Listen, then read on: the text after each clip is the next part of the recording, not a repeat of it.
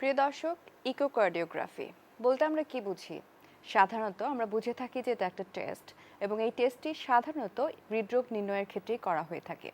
এছাড়াও আর কোন কোন ক্ষেত্রে এই টেস্টটি করা হয় বা এই টেস্টটির আসলে ভূমিকা কতটুকু, এই সব কিছু বিষয় নিয়ে আজকে আমরা কথা বলবো আজগর আলী হাসপাতাল স্বাস্থ্য কথায়।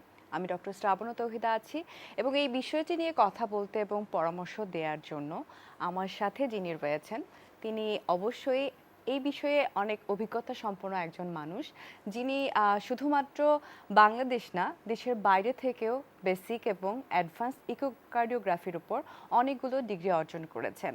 এবং তিনি কিন্তু বাংলাদেশের রাজশাহী মেডিকেল কলেজ থেকে এমবিবিএস ডিগ্রি অর্জন করেছেন। দেশের বাইরে যে বিশেষ বিশেষ ডিগ্রিগুলো তিনি অর্জন করেছেন তার মধ্যে অন্যতম হচ্ছে ইন্ডিয়ার পুনে, এছাড়াও তামিলনাড়ু, অস্ট্রিয়ার ভিয়েনা ইউনিভার্সিটি থেকে। এবং প্রিয় দর্শক, যার কথা বলছি তিনি হচ্ছেন ডক্টর হাসান মাসুদ, এবং তিনি রয়েছেন হচ্ছে আজগর আলী হাসপাতালে এবং কনসালটেন্ট হিসেবেই কাজ করছেন। এবং তিনি আজকে আমাদের সাথে তো রয়েছেনই, আপনারা তাকে ফোন করতে পারেন এবং সেই বিষয়ে যে কোনো বিষয়ে, শুধু ইকোকার্ডিওগ্রাফি না, হৃদরোগের অন্যান্য বিষয়গুলো নিয়ে আপনারা পরামর্শ নিতে পারেন। সেই সাথে ফোন নাম্বার স্ক্রিনে দেখানো হচ্ছে। আমি চলে যাব আজকের অতিথির কাছে। আসসালামু আলাইকুম। কেমন আছেন? জি ভালো আছি, আপনি ভালো আছেন? হ্যাঁ, আমি ভালো আছি। আর আসলে ইকোকার্ডিওগ্রাফি এটা তো আমরা সবাই জানি টেস্ট, আমি শুরুতেই বলেছি, কিন্তু তারপর আপনি এই বিষয়ে যেহেতু অনেক অনেক ডিগ্রি অর্জন করেছেন, দেশে দেশের বাইরে এই বিষয়ে কাজ করেছেন অনেকগুলো বছর জুড়ে, তাই আমি শুরুতেই জানতে চাই যে অনেকেই হার্ট অ্যাটাকের সময় জানতে চায় যে ইএফ, ইজেকশন ফ্র্যাকশন, এটা কি এবং হার্টের পাম্পিং ক্ষমতার সাথে এটা রিলেটেড কতটুকু, সম্পর্কে কিছু বলুন। ইজেকশন ফ্র্যাকশন বলতে সাধারণত বোঝায় হার্টের পাম্পিং ক্ষমতা কতটুকু। ইকোকার্ডিওগ্রাফি হার্টের একটি অতি গুরুত্বপূর্ণ পরীক্ষার অংশ। অনেক সময় অনেক পেশেন্ট আছেন যারা বলেন যে তাদের হাঁপানি রোগ আছে বা অ্যাজমা রোগের চিকিৎসা নিচ্ছেন দীর্ঘদিন যাবৎ, কিন্তু ইকোকার্ডিওগ্রাফি করে দেখা যাচ্ছে যে তার কার্ডিওমায়োপ্যাথি ডেভেলপ করেছে। কার্ডিওমায়োপ্যাথি কথার অর্থ তার হার্টের মাসল উইক হয়ে গিয়ে পাম্পিং ক্ষমতা কমে গিয়ে ইজেকশন ফ্র্যাকশন কমে গিয়েছে। অথবা অনেক সময় দেখা যায় যে কোনো ভালভে তার স্বাভাবিক রক্ত চলাচল প্রবাহ বন্ধ থাকার কারণে তার এই শ্বাসকষ্টটা হচ্ছে। সো ইকোকার্ডিওগ্রাফি খুবই গুরুত্বপূর্ণ পরীক্ষার একটা অংশ। তখন চিকিৎসার প্যাটার্নটাই আলাদা হয়ে যায়। সাধারণত ইজেকশন ফ্র্যাকশন বা পাম্পিং যে আমরা রেঞ্জ বলি সেটা হচ্ছে মেল ফিমেল একটু স্লাইটলি ডিফারেন্স। মেলদের হচ্ছে 55%, ফিমেলদের 53%। যদি এটা 42%-এর নিচে চলে আসে, 42%-এর নিচে চলে আসে আমরা মাইল্ড বলি। 42 থেকে 30%-এর নিচে আসলে আমরা বলি মডারেট, এবং 30%-এর নিচে চলে আসলে আমরা এটাকে বলি সিভিয়ার এলভি ডিসফাংশন। তার মানে তার পাম্পিং ক্ষমতা খুবই কম, 30%। আর মূলত ইকোকার্ডিওগ্রাফি ডিপেন্ডস করে এক্সপার্ট এবং মেশিনের উপরে। একটা ভালো মেশিন বা অ্যাডভান্স মেশিন না হলে আপনি হার্টের স্ক্যান বা মোশন আপনি ঠিকমতো ধরতে পারবেন না। এর সাথে একটু অ্যাড করতে চাই, এশিয়ার সর্বপ্রথম যে 3D বা 4D অ্যাডভান্স ইকো মেশিন সবার আগে আজগর আলী হসপিটালে এসেছে। রাইট।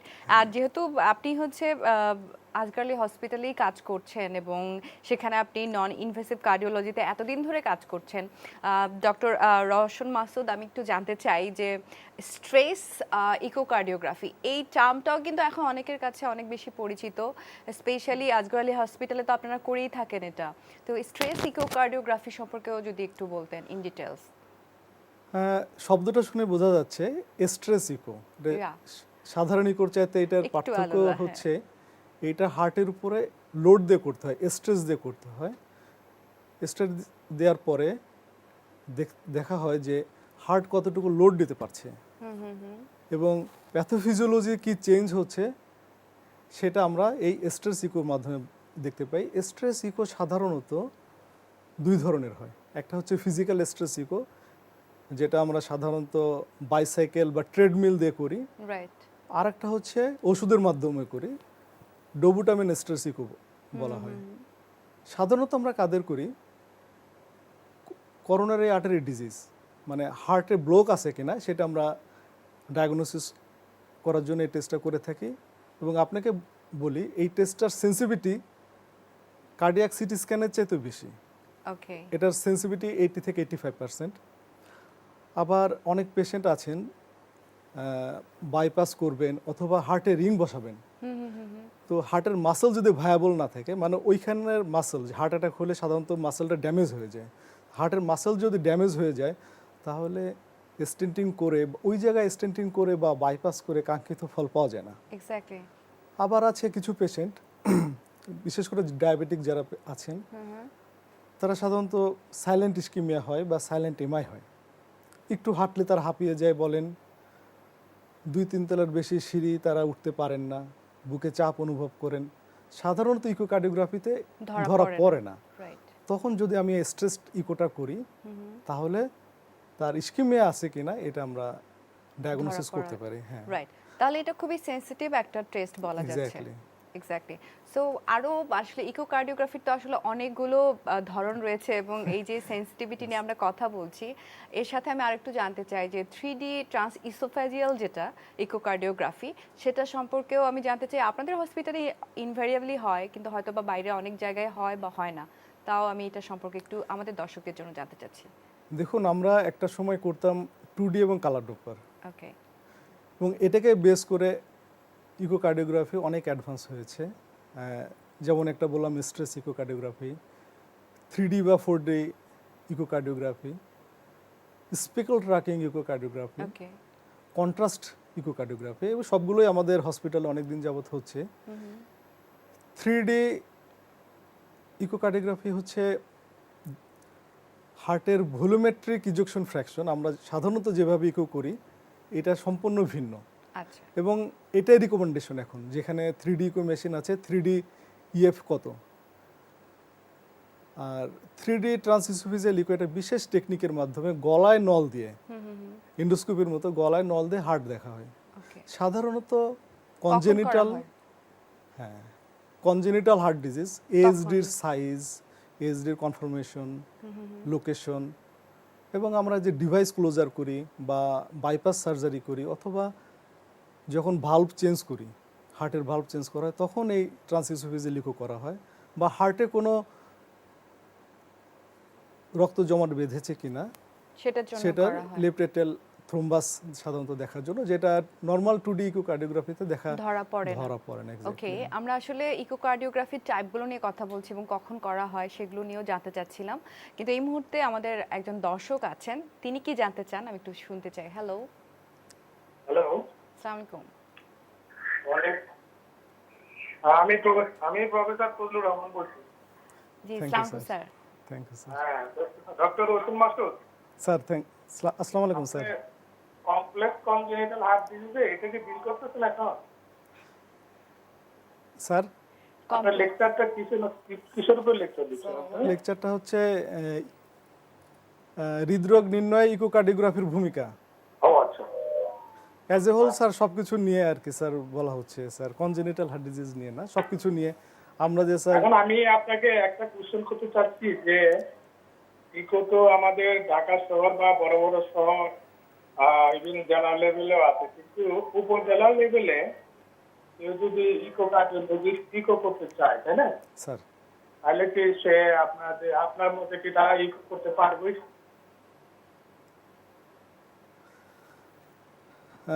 ধন্যবাদ স্যার। ফজলুর রহমান স্যার হচ্ছেন বাংলাদেশ ইকোকার্ডিওগ্রাফি সোসাইটির প্রেসিডেন্ট এবং ইন্টারভেনশনাল সোসাইটিরও প্রেসিডেন্ট। আমরা জানি, এবং স্যার যেহেতু ফোন করেছেন, ডেফিনেটলি আমাদের অনুষ্ঠানের জন্য এটা একটা বড় একটা বিষয়। স্যারকে অনেক অনেক ধন্যবাদ ফোন করার জন্য। আর উত্তরটা আমি একটু ডিটেলসেই শুনবো স্যারের যে প্রশ্নটি ছিল সেটার, কিন্তু একটা বিরতির পরে। প্রিয় দর্শক, আপনারা দেখছিলেন আজগর আলী হাসপাতাল স্বাস্থ্য কথা। নিচ্ছে একটা বিরতি, ফিরে আসবো একটু পরেই। সাথে ছিলেন, আশা করবো সাথেই থাকবেন। স্যার,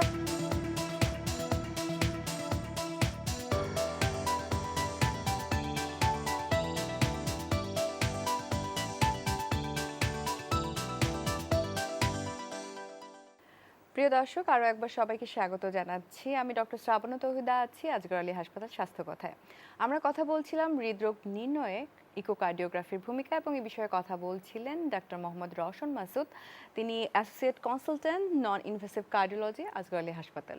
এবং আজকে আমার সাথে রয়েছেন, আপনারা ফোন তো করতেই পারেন, ডেফিনেটলি নাম্বারগুলো দেখানো হচ্ছে স্ক্রলে। আমি চলে যাচ্ছি আমাদের গেস্টের কাছে।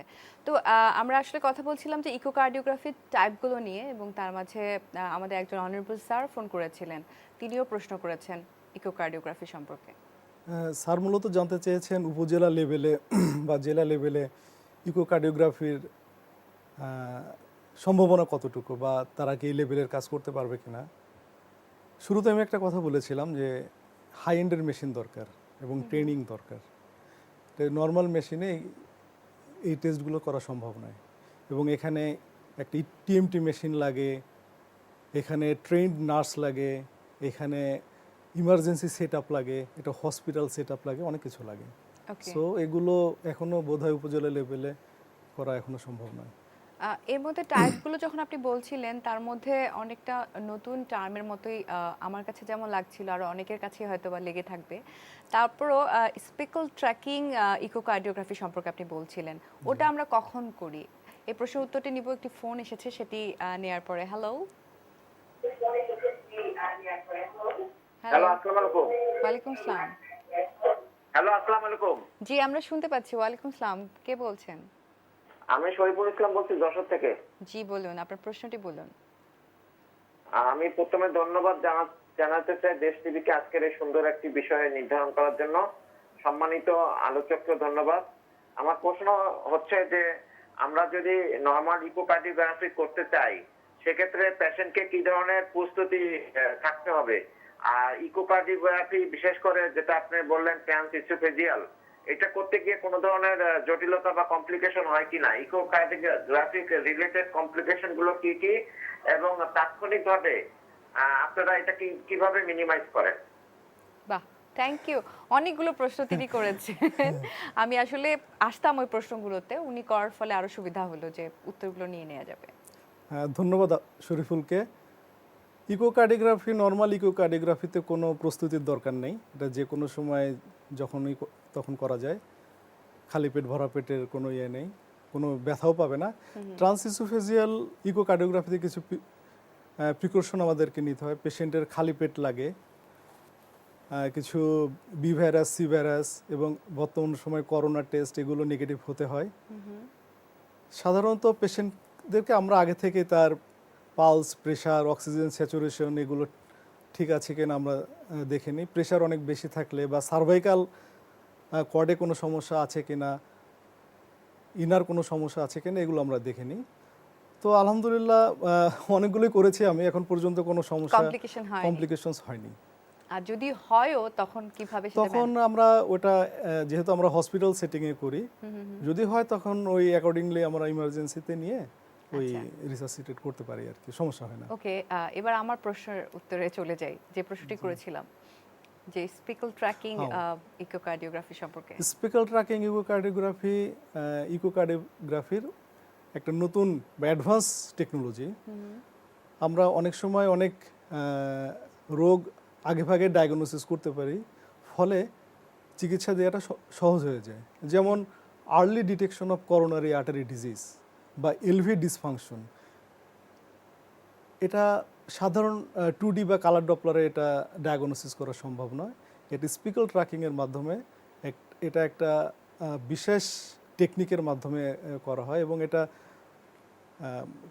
একটা বিশেষ সফটওয়্যার মূলত। তো এখানে কালার কোডিং বা বুলসাই ডিসপ্লে বলে, এটা একটু ডিফারেন্ট হয়। যেমন বিভিন্ন ধরনের কার্ডিওমায়োপ্যাথি হয়, ইস্কিমিক বা ডায়ালেটেড হাইপারট্রফিক কার্ডিওমায়োপ্যাথি। এগুলো যে মায়োপ্যাথিটা কতটা হয়েছে, ইজেকশন ফ্র্যাকশন কতটা হয়েছে, এটা নর্মাল ইকোতে বোঝা যায় না। আচ্ছা, এটা খুব ভালো করে বোঝা যায় হচ্ছে এই স্পেকল ট্র্যাকিং ইকোর মাধ্যমে। এটা কি শুধুমাত্র আজগর আলী হসপিটালেই হয় নাকি বাইরেও হয়? এখন আমরা ফরম্যাট আকারের এটা রিপোর্টটা দিই, অন্য জায়গায় শুরু হয়েছে। ওকে, এটা অবশ্যই আসার কথা। আর সেই সাথে আমাদের জন্য আসার কথা, আমাদের দর্শক ফোন করেছেন, ফোনটি নিতে চাই। হ্যালো, জি, আসসালামু আলাইকুম। ওয়ালাইকুম আসসালাম, কে বলছেন? আমি আব্দুল্লাহ দুলাল, আমি ঢাকার খিলগাঁও থেকে বলছি। জি, আমি 2015 সালে আমার হার্টে একটি রিং বসিয়েছি। তারপর আমি এটা নিয়মিত পরীক্ষার জন্য আমি ইকো, কালার ডপলার, তারপরে স্ট্রেস টেস্ট এগুলি করাচ্ছি। আমার প্রশ্নটা হলো ওনার কাছে, ডাক্তার সাহেবের কাছে, যে আমি যে সর্বশেষ কালার ডপলারটা করিয়েছি, সেটা আমার রিপোর্টটা আমার হাতে আছে। আমার ইএফ হলো 72, ইএস হলো 41, আর স্ট্রেসটা আসছে নেগেটিভ। এই অবস্থায় কি আমার হার্টটা কি সঠিক আছে কিনা এটা আমি একটু জানতে চাচ্ছি। আরো যদি কিছু জানতে চান, আমার সামনে রিপোর্টটা আছে। ইজেকশন ফ্র্যাকশন, ধন্যবাদ। ইজেকশন ফ্র্যাকশন কত আসছে? 72%। ইজেকশন ফ্র্যাকশন 72% মানে অ্যাবসলিউটলি নর্মাল। Okay. অ্যাবাভ 55 এটা একদম নর্মাল। সো এটার সেন্সিভিটি, এই টেস্টের সেন্সিভিটি অনেক high. 72% is quite normal, don't worry. আচ্ছা, আর স্ট্রেস রিপোর্টটা নেগেটিভ আসছিল আমার। হ্যাঁ, কিন্তু নেগেটিভ। এখানে একটা কোশ্চেন আছে আমার, সেটা হলো আমি তো 6 মাস পর পর করা, এইটা 72 সর্বশেষটা আসছে, কিন্তু এর আগে কিন্তু 61, 59 এগুলি কি মেশিনের জন্য সমস্যা কিনা, আমরা কনফিউজ হয়ে যাচ্ছি আসলে। এক্স্যাক্টলি, এটা ডিপেন্ডস করে যিনি করছেন অনেকটা তার উপরে। 72% অ্যাভাব 60% ইজ নর্মাল। কেউ যদি 55 থেকে 60% রিপোর্ট করে সেটাও নর্মাল, 70% সেটাও নর্মাল। এটার ওরকম রেঞ্জ নেই। Above 55 is okay. So thank you phone করার জন্য। ডেফিনেটলি তিনি তার প্রশ্ন উত্তর পেয়ে গিয়েছে। আর আমরা কথা বলছিলাম টাইপগুলো নিয়ে। সো টাইপের বাইরে আরেকটা জিনিস একেবারে সমসাময়িক, যেটা কোভিড-19-এর কারণে তো এখন দেখা যাচ্ছে যে বডির কোনো পার্ট বা কোনো অঙ্গই আসলে সেফ থাকে না। সেক্ষেত্রে ইকোকার্ডিওগ্রাফির ভূমিকা কতটুকু? খুবই সমসাময়িক এবং বার্নিং ইস্যু। আমরা সবাই জানি কোভিড পেশেন্টদের সাধারণত এটা হচ্ছে শ্বাসতন্ত্রের রোগ, Right. মানে লাংসের ডিজিজ। তো সারপ্রাইজিংলি আপনি জেনে আশ্চর্য হবেন যে 20% পেশেন্ট এদের হার্টের প্রবলেম হয়। ক্রিটিক্যালি ইল পেশেন্ট যারা আছে তাদের অ্যাকুট রেসপিরেটরি ডিস্ট্রেস সিনড্রোম এবং অ্যাকুট কর পালমোনাল ডেভেলপ করে, এবং এটার পার্সেন্টেজও 30 থেকে 67%। তো এটা আমরা ইকোকার্ডিওগ্রাফির মাধ্যমে নির্ণয় করতে পারি যে তার এআরডিএস বা অ্যাকুট কর পালমোনাল ডেভেলপ করেছে কিনা। এখানে সিভিয়ার পালমোনারি হাইপারটেনশন ডেভেলপ করে এবং আরভি ফেইলিওর হয়, সেটা আমরা ইকোকার্ডিওগ্রাফির মাধ্যমে নির্ণয় করতে পারি। এবং আরেকটা ভয়ের কথা হচ্ছে 31% পেশেন্টদের অ্যাকুট পালমোনারি এম্বোলিজম ডেভেলপ করে। পালমোনারি এম্বোলিজম কথার অর্থ হচ্ছে রক্ত জমাট বাঁধে, ওই লাংসের যে সাপ্লাই দেয় পালমোনারি আর্টারি, সেখানে রক্ত জমাট বাঁধে, এবং সেটা যে কোনো জায়গায় ছড়িয়ে যেতে হ্যাঁ, পারে। সেটাও আমরা ইকোকার্ডিওগ্রাফির মাধ্যমে নির্ণয় করতে পারি। এটা সিটি স্ক্যানে, সিটি চেস্টে আপনার ধরা পড়বে না, এটা আমরা ইকোকার্ডিওগ্রাফির মাধ্যমে নির্ণয় করতে পারি। কখনো রক্ত জমাটটা দেখা যায়, বা কখনো অন্যান্য যে সাইন আছে, ম্যাকোনেল সাইন আছে, 60/60 সাইন আছে, আরভি ডাইলেটেশন হয়। এটা একটু কিছু মেডিকেল টার্ম, এটা বোঝা একটু কঠিন হয়ে যায়, বাট এটা ডায়াগনোসিস করা সম্ভব। আচ্ছা। 20% পেশেন্টদের কার্ডিওমায়োপ্যাথি ডেভেলপ করে, অর্থাৎ তাদের ইজেকশন ফ্র্যাকশন কমে যায়। হার্ট অ্যাটাক হয় না, কিন্তু ইজেকশন ফ্র্যাকশন কমে যায়। হার্টের রেট ইরেগুলারিটি হইতে পারে, সাইনাস ট্যাকিকার্ডিয়া, অ্যাট্রিয়াল ফিব্রিলেশনের মতো অ্যারিথমিয়া হতে পারে, এমনকি হার্ট অ্যাটাকও হতে পারে। এটাও 20%-এর মতো পেশেন্টদের হার্ট অ্যাটাক হতে পারে। এক্স্যাক্টলি। তাহলে কোভিড-19 হলে বা হসপিটালে যারা ভর্তি হয় রোগীরা, তাদেরকে ইনভ্যারিয়েবলি আমরা ইকোকার্ডিওগ্রাফি করব, নাকি আপনি কখন করার জন্য পরামর্শ করবেন? এটা সাধারণত যাদের শ্বাসকষ্টটা বেশি হয়, ক্রিটিক্যালি ইল পেশেন্ট, তাদেরকে অ্যাডভাইস করা হয় ইকোকার্ডিওগ্রাফি করার জন্য, যে তাদের হার্টে কতটা ইনভলভমেন্ট হয়েছে, বিশেষ করে পালমোনারি হাইপারটেনশনটা ডেভেলপ করেছে কিনা ওটা দেখার জন্য। পালমোনারি হাইপারটেনশন খুবই খারাপ ডিজিজ। ওকে। আর ইকোকার্ডিওগ্রাফি তো আমরা শুরুতেই বলছি, শুরু থেকে যে হৃদরোগ নির্ণয়ে সাধারণত আমরা এটা করে থাকি, বাট অনেক সময় দেখা যায় যে অন্যান্য রোগের ক্ষেত্রেও আমরা এটা করে থাকি। যেমন হচ্ছে জয়েন্টের অনেক অসুখে আমরা এটা করে থাকি। স্পেশালি আমি বাতজ্বরের কথা একটু বলবো। এটা আমাদের যেহেতু গ্রামে গঞ্জে প্লাস সব জায়গায় বাতজ্বরটা খুবই কমন, সেক্ষেত্রে ইকোকার্ডিওগ্রাফি আমরা কখন করি বা এর ভূমিকাটা কি? বাতজ্বর বা রিউমেটিক ফিভার, যারা ক্রনিক রিউমেটিক ফিভারের রোগে ভুগছেন, তাদের 50% পেশেন্ট, 50%, 50% 50% তাদের হার্টে সমস্যা হয়, মানে ভালভুলার ইনভলভমেন্ট হয়। যে ভালভগুলো আছে হয় শুরু হয়ে যায় স্টোনোসিস বলি, বা লিকেজ হয় রিগার্জিটেশন বলি। রিউমেটিক ফিভারের পেশেন্টদের যদি ভালভুলার ইনভলভমেন্ট হয় তাহলে পেশেন্টদেরকে আজীবন ওষুধ খেতে হয়। সো রেগুলার ফলো আপ করা এটা খুবই জরুরি। এই জাতীয় পেশেন্টদের, যে রিউমেটিক ফিভারের পেশেন্টদের যদি ভালভ নষ্ট হয়ে যায়, কোনো কোনো ক্ষেত্রে ভালভটা চেঞ্জও করতে হয়। সেজন্য হচ্ছে আমরা করে থাকি। এছাড়াও আমরা দেখে থাকি যে বিভিন্ন অন্য ধরনের যে মানে জয়েন্ট পেইন বা জয়েন্টের যে অসুখগুলো, সেগুলোর ক্ষেত্রেও কিন্তু আমরা ইকোকার্ডিওগ্রাফি করে থাকি। এক্স্যাক্টলি, স্পেশালি সেরোনেগেটিভ যে আর্থ্রাইটিসগুলো, সেগুলোতে আমরা বেশি করে থাকি। এক্স্যাক্টলি। সেরোনেগেটিভ আর্থ্রাইটিস যেগুলো আছে, অ্যানকাইলোজিং স্পন্ডিলাইটিস বা রেটার্স ডিজিজ, বা অন্যান্য কানেকটিভ টিস্যু ডিজিজ যেগুলো আছে, রিউমাটয়েড আর্থ্রাইটিস, এবং শুনলে আপনি আশ্চর্য হয়ে যাবেন যে রিউমাটয়েড আর্থ্রাইটিসের 50%, 50% রোগীদের এই কার্ডিয়াক ইনভলভমেন্ট হয়, তাদের ভালভের সমস্যা হয়। বা মারফান সিনড্রোম যেগুলো আছে, এসএলই, এদেরকে ভেজিটেশন হতে পারে, মানে ওখানে হার্ট ইনফেকশন হতে পারে, অ্যাওর্টিক ভালভ রাপচার হতে পারে, অ্যাওর্টিক ডিসেকশন হতে পারে, এটা কার্ডিয়াক ইমার্জেন্সি। সো এগুলো রেগুলার ফলো আপ করতে হয়, এবং এই নাম্বার অফ মানে পেশেন্ট এফেক্টেডের সংখ্যা অনেক বেশি হয়। সেক্ষেত্রে এই যে মানে ইকোকার্ডিওগ্রাফিটা, মানে সেটা কি নর্মাল ইকোকার্ডিওগ্রাফিতেই ধরা পড়ে, নাকি যে আপনি তো অনেকগুলো টাইপ বলেছেন? এগুলো কোনোটা নর্মাল ইকোকার্ডিওগ্রাফিতে ধরা পড়ে। অনেক সময় ডিসেকশনগুলো বোঝা যায় না, সেগুলো তখন ট্রান্সইসোফেজিয়াল ইকো করতে হয়। সো ইকোকার্ডিওগ্রাফির আসলে প্রয়োজনীয়তা আমরা অন্যান্য রোগের ক্ষেত্রেও সেটা কিন্তু হার্টকে বা হার্টের রিলেটেড যে কমপ্লিকেশনসগুলো, সেগুলো বের করার জন্যই করে থাকি। আবার দেখা যায় যে নাওয়েডেজ যেহেতু কোভিড, তো ইকোকার্ডিওগ্রাফি একটা নর্মাল পেশেন্টের যেরকম দরকার, অন্যান্য পেশেন্টের যেমন দরকার, কোভিড পেশেন্টেরও এক্ষেত্রে। তো সেক্ষেত্রে কি আপনারা ইকোকার্ডিওগ্রাফি যে আলাদা করে কোভিড এবং নন কোভিড আলাদা করে কি এটা করে থাকেন কিনা, বা আলাদা করে স্ক্রিনিংটা শুরুতেই হয় এটা কিনা? হচ্ছে আমাদের কোভিড জোন এবং নন কোভিড জোন আছে। কোভিড জোনের ইকো মেশিন আলাদা, আর নন কোভিড জোনের ইকো মেশিন আলাদা। ওকে, সেটা তো হয়তো বা আপনার হসপিটালে হওয়া সম্ভব হচ্ছে, কিন্তু বাংলাদেশের পার্সপেক্টিভে যদি আমি একটু জিজ্ঞেস করি, সেই প্রশ্নটার উত্তরও আমি নিব একটা ব্রেক থেকে ফিরে এসে। প্রিয় দর্শক, আমার নিচ্ছে একটা বিরতি, ফিরে আসবো একটু পরেই। সাথে ছিলেন, আশা করবো সাথেই থাকবেন।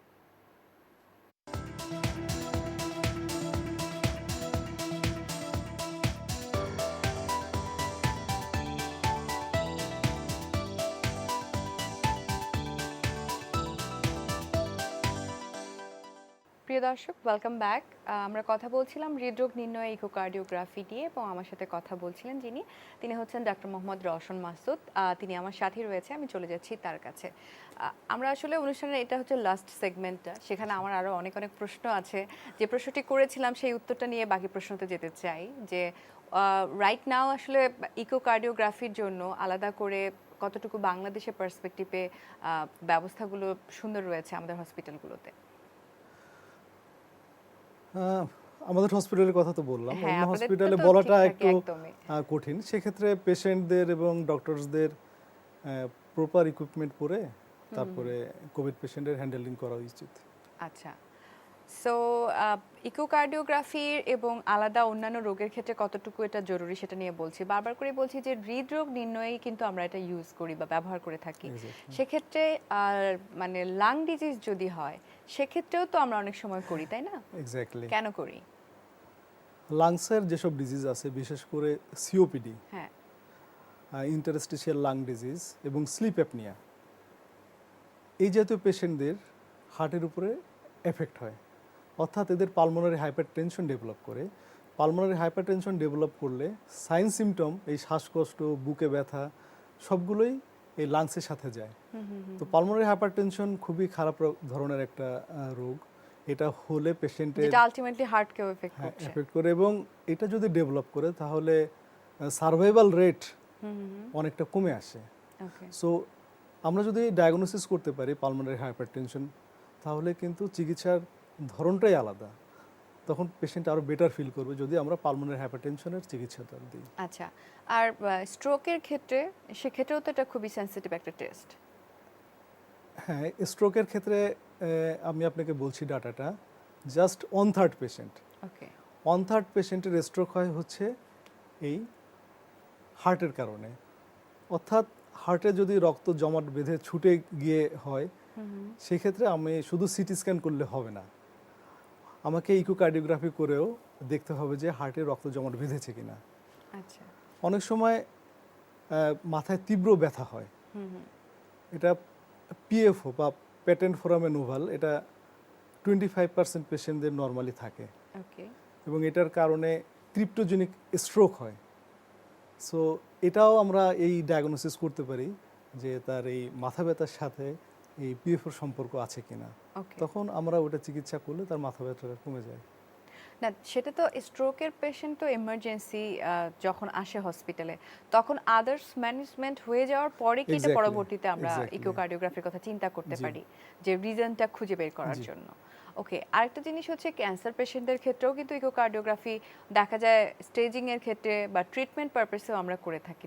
এটা কখন বেশি করা হয়? ক্যান্সারের পেশেন্টদের রেডিওথেরাপি বা কেমোথেরাপি নিলে পরে তার কার্ডিওমায়োপ্যাথি ডেভেলপ করে কিছু কিছু ড্রাগসে বা রেডিওথেরাপিতে। তো শুরু করার আগে একটা ইকোকার্ডিওগ্রাফি করে দেখা হয় যে তার ইজেকশন ফ্র্যাকশন কত আছে, এবং এই কেমোথেরাপি বা রেডিওথেরাপির পরবর্তী সময়ে আবার ইকো করা হয় যে তার কার্ডিওমায়োপ্যাথি ডেভেলপ করেছে কিনা। এই কার্ডিওমায়োপ্যাথি ডেভেলপ করেছে কিনা এটা সবচেয়ে ভালো বোঝা যায়, এটা 2D-তে বোঝা যায় না বা কালার ডপলারে বোঝা যায় না। এটা ওই স্পিকল ট্র্যাকিং করতে আর্লি ডিটেকশন হয় যে তার কার্ডিওমায়োপ্যাথি ডেভেলপ করেছে কিনা। যদি এটার একটা মার্কিং আছে -18%, তো 18%-এর নিচে চলে আসলে আমরা বলি এলভি ডিসফাংশন হয়েছে। তখন ওই ড্রাগসগুলো ওইভাবে অ্যাডজাস্ট করা হয় এবং সাবসিকুয়েন্টলি আবার তার ইকোগুলো করতে হয় যে ড্রাগসটা কমানোর পরে তার আবার কার্ডিওমায়োপ্যাথি রিভার্ট করেছে কিনা। সো এটা খুবই গুরুত্বপূর্ণ একটা টেস্ট টেস্ট। ক্যান্সার পেশেন্টদের ক্ষেত্রে। আমাদের একটা গুরুত্বপূর্ণ ফোন চলে এসেছে, আমি ফোনটা নিতে চাই। হ্যালো, হ্যালো, আসসালামু আলাইকুম। আসসালামু আলাইকুম। জি বলুন। আসসালামু আলাইকুম। ওয়ালাইকুম আসসালাম। হ্যালো ম্যাডাম, হ্যাঁ, আমরা শুনতে পাচ্ছি। আমি পাবনা থেকে হাশিম খান বলছিলাম। প্রশ্নটি করুন। এই যে আমার বুকের মধ্যে জিলিক পারে, আচ্ছা। ডাক্তারদের দেখাইছি, ইন্ডোস্কোপি করছি, কিন্তু কোনো কিছু ধরা পড়ে নাই।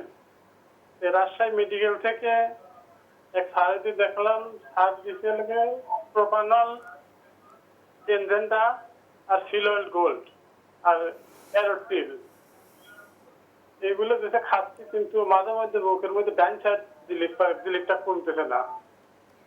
এখন আমি কি করতে পারি? অফকোর্স এই বিষয়ে তো আমাদের সাথে রয়েছেন এই বিশেষজ্ঞ ডক্টর, তিনি বলবেন। ধন্যবাদ আপনাকে। ইকোকার্ডিওগ্রাফিতে সবসময় রোগ ডায়াগনোসিস করা সম্ভব হয় না, এবং আমরা যে ইটিটি করি বা টিএমটি টেস্ট করি এক্ষেত্রে ফলস পজিটিভ অনেক বেশি। ওকে। ফলস পজিটিভ কথার অর্থ যে আপনার হার্টে করোনারি আর্টারি ডিজিজ নাই, কিন্তু ইটিটিতে এসেছে, দেখা যাচ্ছে যে আপনার ইটিটি পজিটিভ। সেই ক্ষেত্রে আমরা পেশেন্টদেরকে এনজিওগ্রামের কথা বলে থাকি, কিন্তু আপনি যদি স্ট্রেস ইকো করেন তাহলে আপনি সহজে ডায়াগনোসিস করতে পারবেন যে তার পরবর্তী সময়ে এনজিওগ্রাম লাগবে কিনা। সো এইসব পেশেন্টদের স্ট্রেস টেস্টটা খুবই উপকারী, জরুরি। আর বুকে ব্যথা শুধু হার্ট না, হার্টের বাইরেও অন্য কারণেও তার বুকে ব্যথা হতে পারে। এক্স্যাক্টলি, মানে সেটাও এক্সক্লুড করা দরকার। সেটাও এক্সক্লুড করা যাবে, অন্যান্য টেস্টের মাধ্যমে এটা এক্সক্লুড করা সম্ভব। ওকে। সো ডায়ালিসিস বা কিডনি রোগীদের ক্ষেত্রে মানে ইকোকার্ডিওগ্রাফির সেনসিটিভিটি বা ইম্পর্টেন্সটা কতটুকু?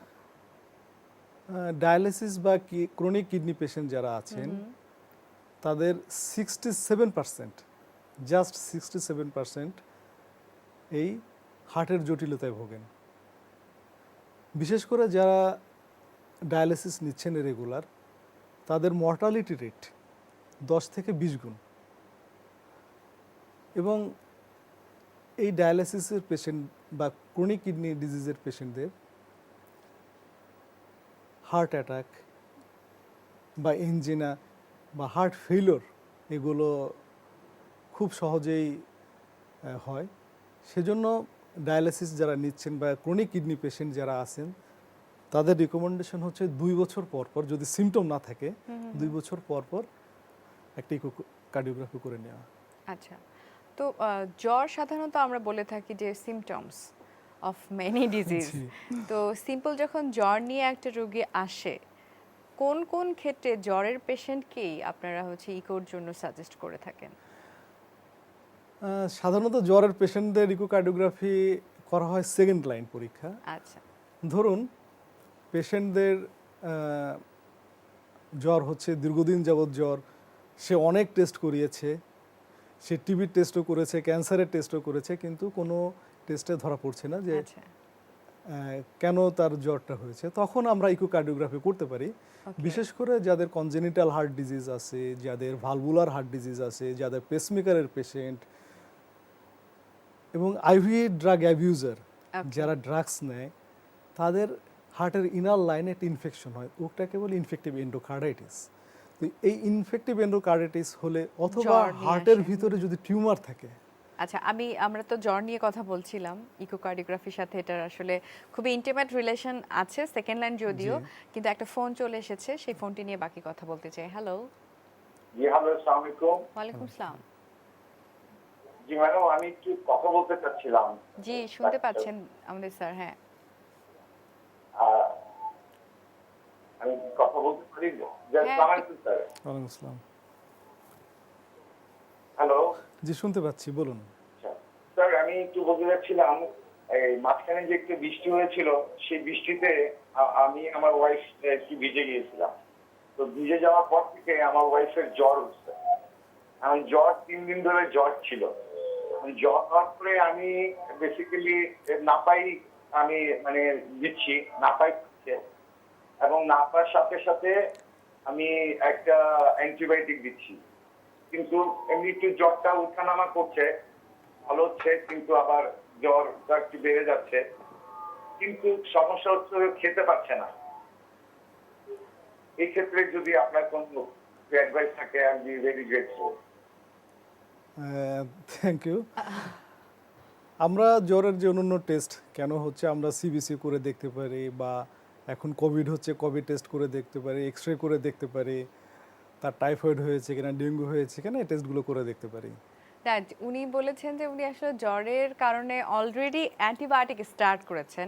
মানে আপনার হচ্ছে অ্যাডভাইসটা আপনি যেটাই দেবেন, আমি আসলে এই পাশ থেকে এই কথাটা শোনার পরে আমার একটু মনে হলো যে আপনি অফকোর্স এই কাজটি ভালো করেননি, কারণ হচ্ছে অ্যান্টিবায়োটিক দেয়া কতটুকু সেন্সিটিভ বা কোন অ্যান্টিবায়োটিকটা জরুরি সেটা কিন্তু একজন ডক্টরই শুধু ডিসাইড করতে পারে। সো আমরা হরহামেশা এরকম দেখা যায় যে জ্বর হলো বা অন্য কোনো কিছু হলো, আমরা ফার্মেসি থেকে অ্যান্টিবায়োটিক খেয়ে নিচ্ছি। এটার কিন্তু খুবই মানে সুদূরপ্রসারী আমি বলবো সাইড ইফেক্ট রয়েছে, যে পরবর্তীতে যখন আপনার অ্যান্টিবায়োটিক দরকার হবে আপনার বডিতে, তখন কিন্তু অ্যান্টিবায়োটিকটা কাজ করবে না। So be careful about that, যে অ্যান্টিবায়োটিক সিলেক্ট করার ক্ষেত্রে অফকোর্স একজন ডক্টরের শরণাপন্ন Exactly. হবেন, তারপরে হচ্ছে বাকি টেস্ট করে অ্যাকর্ডিংলি ট্রিটমেন্টটা করা। Exactly. যাই হোক, আমরা জ্বর নিয়েই কিন্তু কথা বলছিলাম যে জ্বরের ক্ষেত্রে কখন কখন ইকোকার্ডিওগ্রাফি আপনারা সাজেস্ট করেন। আপনি বলছিলেন সেটা যে ইনফেক্টিভ এন্ডোকার্ডাইটিস সহ আরও অনেক ক্ষেত্রেই হচ্ছে দরকার হয়ে থাকে ইকোকার্ডিওগ্রাফি। আরেকটা জিনিস জ্বরের সাথে কি আপনি অ্যাড করতে চান, নাকি আমি একটু জানতে চাই যে বাচ্চাদের ক্ষেত্রে কখন ইকোকার্ডিওগ্রাফি সাজেস্ট করেন?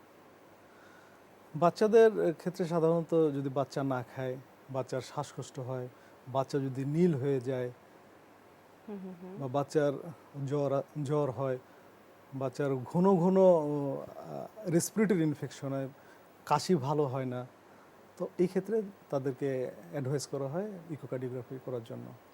এটা কি মানে অনেক সময় দেখা যায় যে যে আপনি যে বারবার করে বলছেন যে কনজেনিটাল হার্ট ডিজিজ, সেটা তো একটা বাচ্চা জন্মের পরেই একজন ডক্টর বা পেডিয়াট্রিশিয়ান কিন্তু বুঝতে পারে, তাই না? এক্স্যাক্টলি। তো সেক্ষেত্রে বাচ্চাদের জন্মের সঙ্গে সঙ্গে সেই সাইনগুলো যদি একটু বলতেন, তাহলে দর্শকরাও সেই বিষয়ে একটু মানে কেয়ারফুল থাকতো, যে অনেক সময় বাবা মা কিন্তু বুঝতে পারে না যে তার বাচ্চা কনজেনিটাল হার্ট ডিজিজ হয়েছে।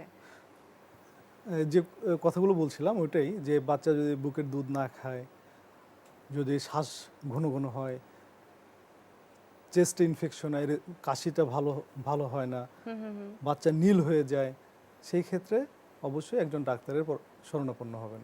ওকে, সো আসলে আমরাও আমাদের আলোচনার একেবারে শেষ পর্যায়ে চলে এসেছি। ইকোকার্ডিওগ্রাফি নিয়ে আমরা বেশ ভালোই সব কিছুকেই টাচ করার চেষ্টা করেছি যে সবগুলো ডিজিজের ক্ষেত্রে। এজন্য আপনাকে স্পেশাল থ্যাঙ্কস, বিকজ আপনি খুব কম সময়ে সব কিছু খুব সুন্দর করে এক্সপ্লেন করেছেন। ধন্যবাদ আপনাকে।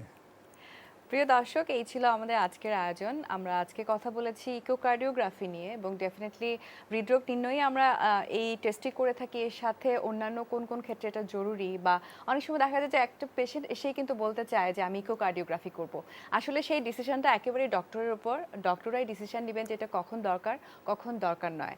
সো আমরা চেষ্টা করেছি আমাদের অনুষ্ঠানের মাধ্যমে আপনাদেরকে একটু হলেও সচেতন করবার, আর সেই চেষ্টাটা আমাদের চলতেই থাকবে। আগামী সপ্তাহে আমি ডক্টর শ্রাবণ তৌহিদ আবারও চলে আসবো আজগরলি হাসপাতাল স্বাস্থ্য কথায়। ডেফিনেটলি একটা ইম্পর্টেন্ট সাবজেক্ট, এবং সেই সাথে একজন সম্মানিত ডক্টরকে সাথে নিয়ে। সো আপনারা ভালো থাকবেন, সুস্থ থাকবেন।